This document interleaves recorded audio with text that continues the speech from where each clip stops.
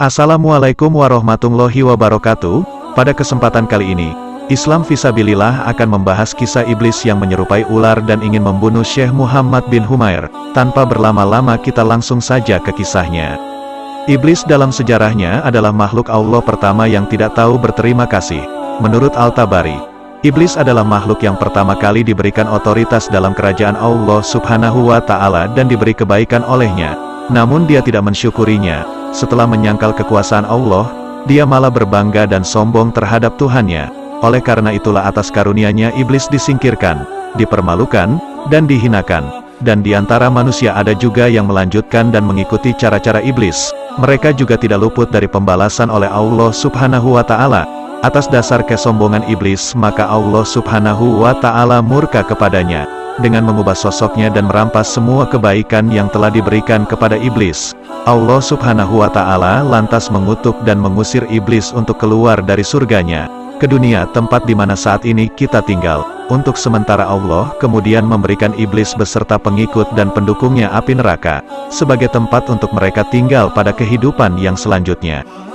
Gambaran sifat sombong dan ujubnya iblis ada di dalam Al-Quran Surah Al-Kahfi ayat 50 yang berbunyi, "Dan ingatlah ketika kami berfirman kepada para malaikat, sujudlah kamu kepada Adam, maka mereka pun sujud, kecuali iblis, dia adalah dari golongan jin, maka dia mendurhakai perintah Tuhannya. Pantaskah kamu menjadikan dia dan keturunannya sebagai pemimpin selain aku, padahal mereka adalah musuhmu?" Sangat buruklah iblis itu sebagai pengganti Allah bagi orang yang zolim. Setelah dikutuknya iblis dan diusirnya ke dunia, iblis pun bersumpah untuk membalas dendam kepada Nabi Adam dengan mengajak anak keturunannya berbuat keburukan dan maksiat, agar mereka kelak akan bersama-sama iblis masuk neraka. Sumpah dendam itulah yang selalu dibawa-bawa oleh iblis untuk melakukan bujuk rayunya kepada anak cucu Adam, untuk mendurhakai Allah sampai hari kiamat. Iblis tergolong makhluk Allah yang sempurna, dikaruniai nafsu, akal, dan hati. Tetapi hatinya sudah tertutupi sifat buruknya, yakni sombong dan ujub. Iblis dalam melancarkan aksinya seringkali berubah wujud makhluk lain. Agar penyamaran mereka tidak terdeteksi, tak jarang pula mereka bersumpah atas nama Allah dan Rasul-Nya guna memuluskan aksinya. Dalam kitab Irsyadul Ibad, Imam Zainuddin bin Abdul Aziz Al-Malibari, dikisahkan iblis menyamar menjadi seekor ular untuk membujuk seorang pemuda agar menolongnya. Tetapi setelah ditolong, iblis yang berwujud ular tersebut malah akan membunuhnya.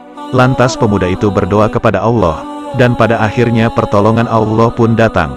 Pemuda itu bernama Syekh Muhammad bin Humair. Beliau adalah seorang yang wara, berpuasa saat siang hari, selalu menegakkan salat dan tekun melakukan salat malam. Suatu hari ketika beliau sedang pergi berburu di hutan, kemudian ia bertemu dengan seekor ular. Ular itu ingin meminta bantuan kepada Syekh Humair untuk menyelesaikan masalahnya. Ular itu berkata, "Wahai Muhammad bin Humair, selamatkanlah aku. Niscaya engkau akan diselamatkan juga oleh Allah." "Dari siapa?" tanya Syekh Humair. "Dari musuhku." "Lalu di mana musuhmu?" "Ada di belakangku." "Dari golongan umat siapakah engkau, wahai ular?" ujar Syekh Humair. "Dari golongan umat Muhammad," jawab si ular. Lalu Syekh Muhammad bin Humair segera membuka sorbannya, menyuruh si ular supaya secepatnya bersembunyi di dalam sorbannya. Tetapi si ular menolak, membantah, dan berkata, "Tetap saja wahai Syekh, musuhku akan tetap melihatku dan memangsaku. Lalu apakah yang bisa aku perbuat untukmu?" ucap Syekh Humair. Ular itu berkata, "Jika engkau memang ingin benar-benar membantuku, maka bukalah mulutmu dan izinkan aku masuk untuk bersembunyi di dalamnya. Aku khawatir engkau membunuhku." Jawab Syekh.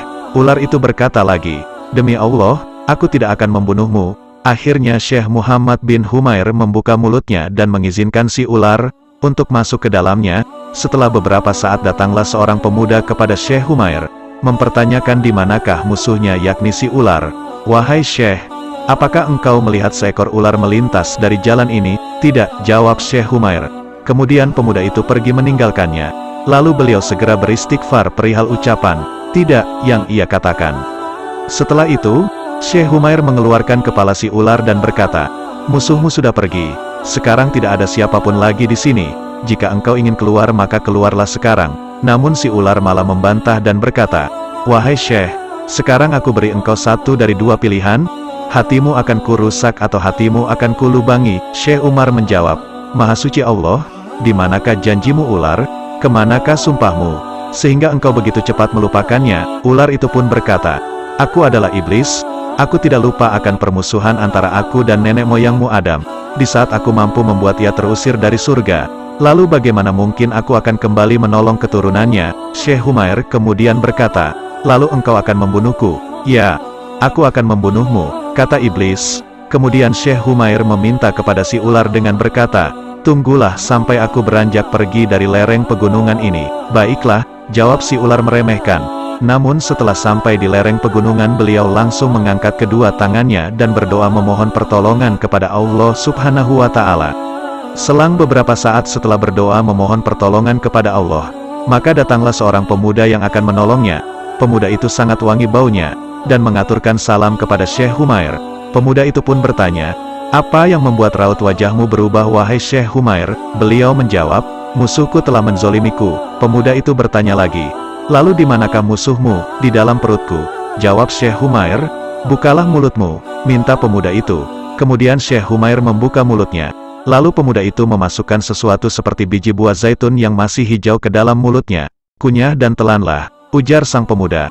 Lalu beliau mengunyah dan menelannya, sampai perut beliau terasa sakit dan mual, sehingga keluarlah ular itu dalam keadaan terpotong-potong.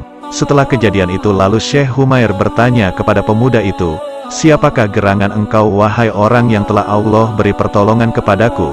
Apakah engkau benar-benar tidak tahu siapa aku?" "Tidak," jawab Syekh Humair, "wahai Muhammad bin Humair. Ketahuilah di saat engkau sedang menderita akibat ular itu, lalu engkau membaca doa dan permohonan dengan kalimat-kalimat doamu, yang membuat para malaikat menghadap kepada Allah Subhanahu wa Ta'ala. Aku yang paling terkenal di penjuru penduduk langit keempat, yang diperintahkan Allah untuk pergi ke surga dan mengambil daun hijau, untuk segera menolong engkau wahai Muhammad bin Humair." Sebelum pemuda itu pergi ia berpesan kepada Syekh Humair, jika iblis berbuat kebaikan, iblis tetaplah menjadi pembuat keburukan. Bahkan jika perbuatannya hilang darinya, iblis tetap tidak ditempatkan di sisi Allah yang Maha Kuasa. Alhamdulillah saudara seiman, semoga kisah ini dapat menambah ilmu dan menambah ketakwaan kita kepada Allah Subhanahu wa Ta'ala. Assalamualaikum warahmatullahi wabarakatuh.